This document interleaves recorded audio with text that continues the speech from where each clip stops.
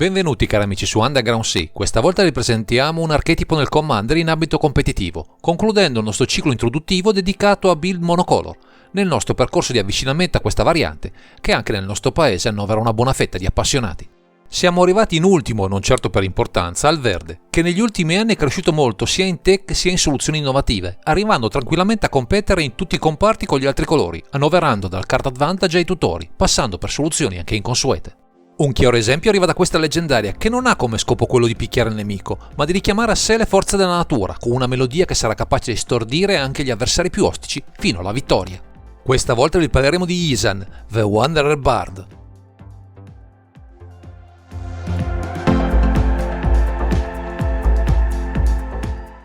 Siamo di fronte a una creatura strana che non proviene neppure da un set pensato per il Commander, eppure quello che offre ha tutte le carte in regola per offrirci uno strumento abusabile persino nel contesto competitivo del formato. Ma andiamo con ordine, esaminando le sue caratteristiche. Con 3 mana, 2 generici e 1 verde abbiamo un farabutto umano con forza 2 e costituzione 3 e un'unica abilità molto particolare e in linea con il flavor della sua illustrazione. Nella sua abilità abbiamo paga 2 mana generici, 1 verde e tappa. Metti un segnalino versetto su Isan, The Wanderer Bard. Passa in rassegna il tuo grimorio per una carta creatura con costo di mana convertito pari al numero di segnalini versetto su Isan, mettila sul campo di battaglia, poi rimescola il tuo grimorio. Avere nella zona di comando un potenziale tutore per le nostre creature può risultare parecchio interessante, soprattutto se punteremo una shell con diverse risposte e opzioni utili a rispondere colpo su colpo alle minacce degli avversari. Non solo, visto che a nostra volta potremo assemblare qualche chiusura direttamente in campo, abusando del mana facilmente producibile con questo colore, abbinato agli effetti di un tap molto presenti tra le diverse staple accessibili nel formato. Insomma, un approccio che non si discosta molto da altri generali che puntano a trovare a colpo sicuro quel che è presente tra le 99, così da risultare sufficientemente efficaci per tenere testa anche ai party più agguerriti.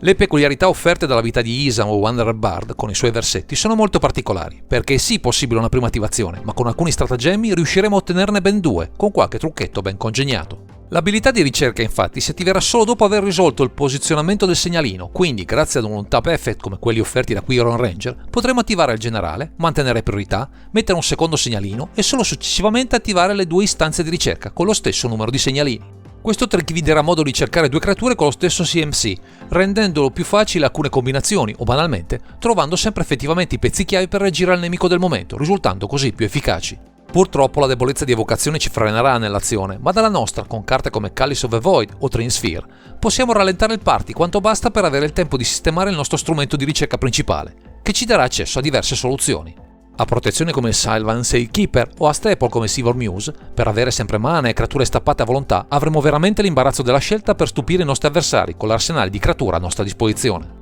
Dovremo giocare accorti, non certo in modo grossolano, come a volte si può immaginare per un giocatore monoverde, ma qui Isan o Wanderer Bard con la sua lira saprà incantare più di un giocatore con le sue melodie sopraffine.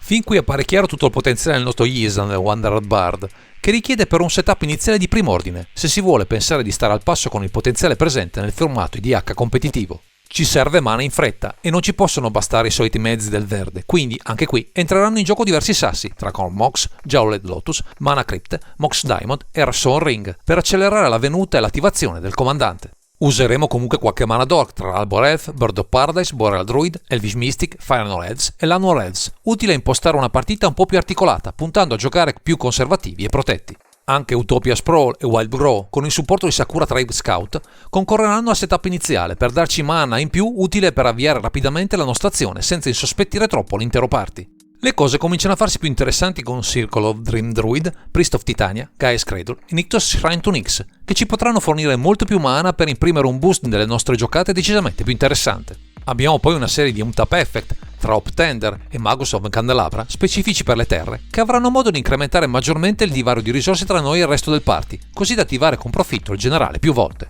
Per queste escamotage ci serve qualcosa che stappi il comandante, ma anche qui il verde, con Hydrax Tower Scout e il già citato Quiron Ranger, Scrub Ranger e Widwall Summiot interagiscono al meglio con Isan, dandoci modo di ottenere mana permettendo 2 proficue attivazioni. Sul fronte del cadro generico avremo solo Duxwood's Recruiter, ma il verde si sa è molto più efficace sul fronte dei tutori e con Fauna Shaman e Woodland Bellwether tra le creature abbiamo dei rinforzi alla strategia toolbox complessiva ottenuta con il generale. Il meglio lo avremo però con le magie tra Chord of Calling, Green Sun Zenith, Natural Order, Summoned Pact, Survival of a Feasted e Worthy Tutor, e anche se non potremo sfruttare i benefici e effetti di Isan per recuperarle, daranno comunque consistenza alla nostra azione. E visto che annoveriamo diverse terre speciali interessanti, con Elvish Reclaimer, Nalaea Intervention e Crop Rotation, proveremo a recuperarle, per spingere sull'acceleratore, abusando di tutto il mana che riusciremo a spremere con il loro ingresso. Avendo un piano toolbox avremo poi molti modi per chiudere, ad esempio con la combinazione di Argothian Ender e Ashaya Soul of the Wild, o con Phylon of Devastation, ma sono così tanti che vi rimandiamo all'ottimo primer presente nella lista presa in esame. Sarà una guida per comprendere al meglio le diverse sfumature di questa build.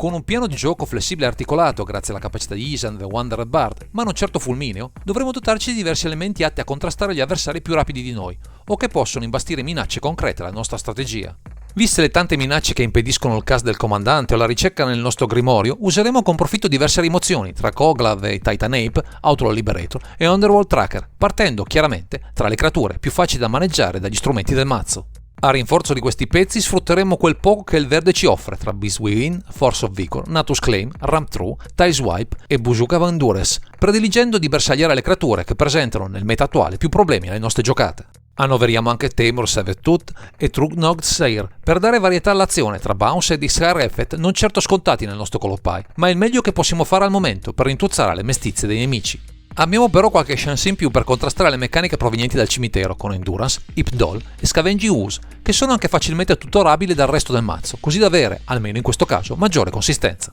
Avendo una certa fragilità tra il generale e le altre creature, base per le nostre chiusure, è bene dotarsi di qualche stratagemma, magari con Eternal Witness e Noxious Revival, per rimetterci in pista dopo una rimozione, così da riproporre in fretta il nostro gioco al dispetto del party. La fanno chiaramente da padrone le protezioni, tra creature come Hallows of Shepherd, Destiny Spinner e Slippery Bodyguarder, e altre carte assortite tra Veil of Summer, Cavern of Soul e Yavimaya Hollow, che ci possono salvare dagli imprevisti del formato. Fiore all'occhiello del nostro piano restano gli elementi per rallentare il party, con un vero e proprio arsenale di soluzioni: Collector Rufy, Dozan and Fallen Leaf, Magelhorn, Pyrexian Revoker, Null Rod, Sphere of Resistance, Tornal Amnesty e Rude Maze, aprendoci una finestra in cui operare in tranquillità. C'è poi un ultimo trick composto da due carte, Yeva Natural Sealer e Emergence Zone, che ci offrono flash alle nostre giocate, il massimo per ribaltare le sorti del match, stupendo gli avversari con un'azione inaspettata rispetto agli standard del nostro Colorpie.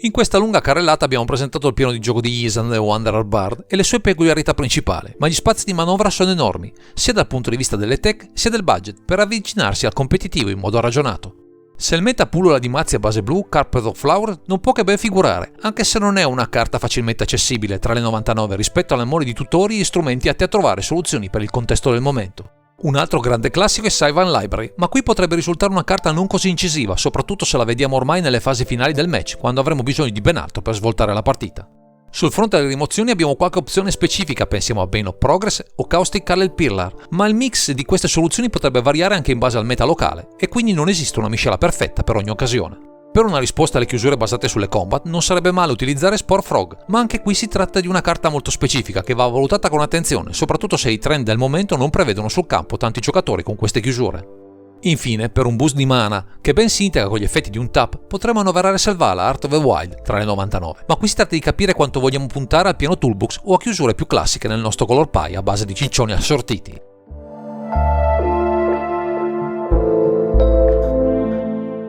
Siamo arrivati al termine di questa analisi dedicata al formato EDH competitivo, soffermandoci su un generale che prova a reinterpretare il suo Colorpie di riferimento, miscelando sapientemente le creature per trarne il massimo beneficio, con un gameplay mai scontato che potrebbe spiazzare più di un avversario. Ringraziamo del builder Psychixe che ci ha concesso l'opportunità di parlare della sua creazione e vi consigliamo di leggere i suoi consigli nel primer che troverete nel link della sua lista, che abbiamo messo in calce nel testo di questo video. E se volete sapere qualcosa di più sul Commander competitivo o volete chiederci o proporci un generale su cui fare un approfondimento, non esitate a segnalarcelo nei commenti, siamo a disposizione per esaminare con voi le meraviglie di questo formato. Direi che questo è tutto per questo video, grazie per averci seguito e non dimenticate di commentare, condividere e sottoscrivere il canale per ritrovarsi sempre qui su Underground Sea.